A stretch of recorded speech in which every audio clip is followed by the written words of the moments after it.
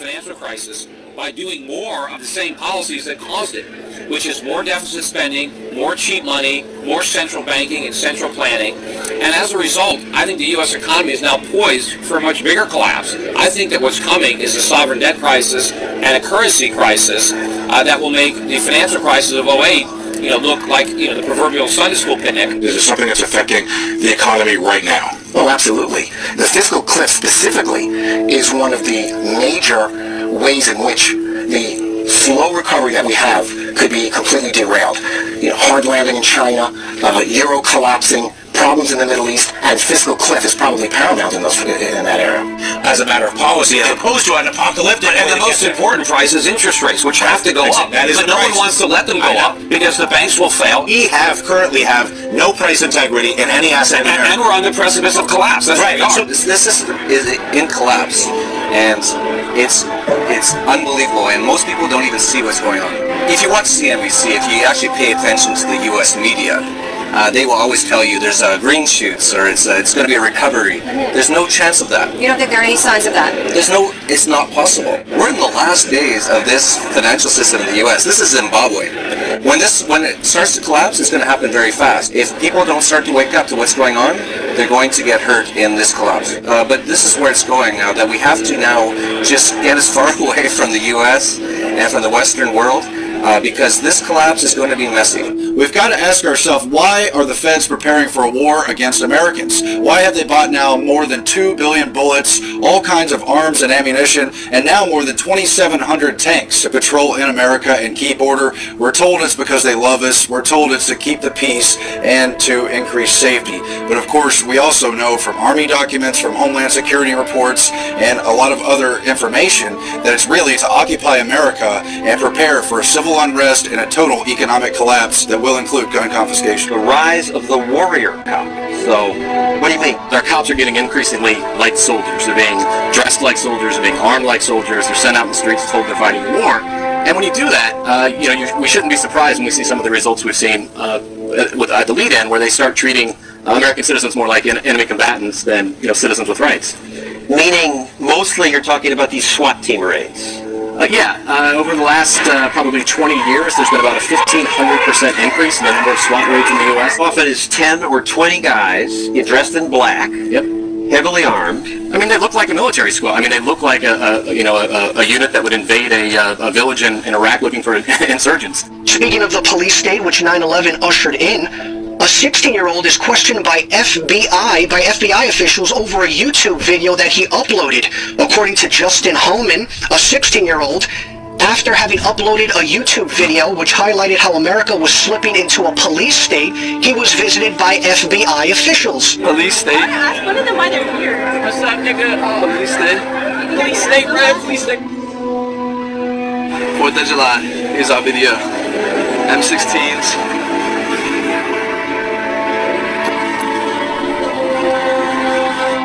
We don't live in a police state, sir.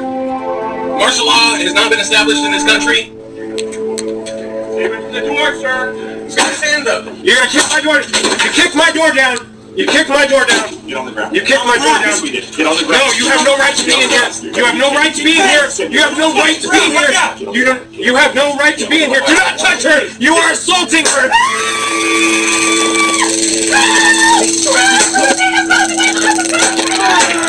Yeah, I didn't open up the door. I went open up. Now they're barging in my door for what reason? Down, put your hands in! Come in! Don't move! Please, don't move!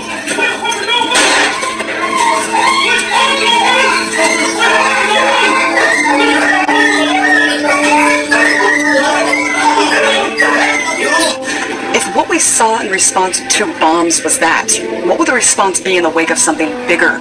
Is that when we'll see martial law take effect across the country? And more importantly, will people just accept it entirely out of fear? It was never meant that we would have this gigantic police force from the federal government. I mean, we had martial law up there. FBI and all these agents coming in, closing things down, going to people's houses. the police state is staring us in the eye, and it's getting more and more imposed upon us, and more imposed on society every day. More and more people are waking up faster and faster and faster. I think it could very well come to that, based on the things that are happening in the news, and we're seeing, the collapse of our economy, so many different things happening. I have spoken with one federal agent, and the information succinctly boiled down is this. There is an event coming, Steve, in the very near-term future that is going to affect the United States of America to its very soul. That what is being planned, as you and I are on the air tonight, and what has been coming together into that old term, the perfect storm, is literally brewing right over our heads. It is and includes military maneuvers in the United States, military actions that are forthcoming, and that will be so deep and so penetrating that the United States will never be the same. We've heard about the NSA spying on us all and think, no big deal. I'm not a terrorist, so I have nothing to worry about. Think again. Because we are all potential terrorists, according to the American government. You can't just do these kind of things. And this one is not only repealing the principles of liberty, but it's destroying the Constitution. All of these invasions of our personal privacy under the guise of protecting us, they're just wrong. And it's no longer about keeping us safe. This is about keeping us safely under the government's eye. And it is clear the government is marching all the time. Oil looks higher. Gold looks higher. Currencies look weaker. More about this currency crisis you see erupting. What does that assume about what's going to happen to the dollar? Well, it assumes that the dollar will utterly get destroyed and become virtually worthless. I don't know how that inevitably resolves itself. It may resolve itself in some type of a global currency crisis. And then if the global currency crisis unfolds, then inevitably you get, I guess, an alignment under a global world government, a new global currency, and a new world order. Growing debate in Washington following reports that some U.S. senators are now considering an immigration bill that would force all U.S. workers to carry around biometric ID cards. Well, it is an idea that is now raising some serious concerns among privacy advocates. Through the advancing market of biometrics, technology that uses physiological and behavioral recognition to identify people. A system touted as a national security necessity is being used to build a database where the biometric identity of millions of Americans will be gathered and stored. We really need to attack this in a comprehensive kind of way, not some knee-jerk reaction like sticking something in someone's finger to verify who they are and whether or not they can be employed in this country. The U.S. Department of Homeland Security has been buying up massive amounts of ammunition. Americans are wondering why. Do you think this is a sign that they're preparing for some sort of mass civil unrest? If you look at what the Department of Homeland Security has been purchasing over the last year, it comes out to like 1.6 billion rounds of ammunition, more than 7,000 fully automatic assault weapons, 2,700 MRAP type vehicles, and now drones. Those are instruments of war.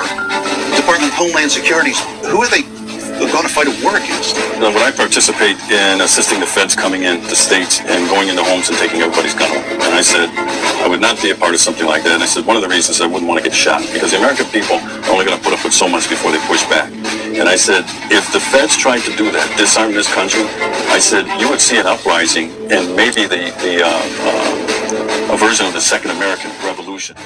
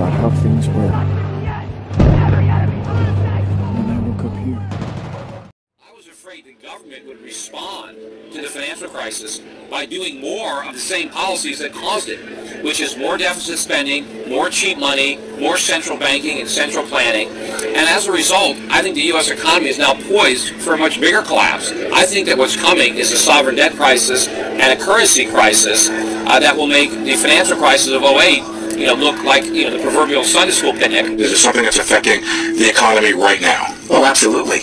The fiscal cliff specifically is one of the major ways in which the slow recovery that we have could be completely derailed.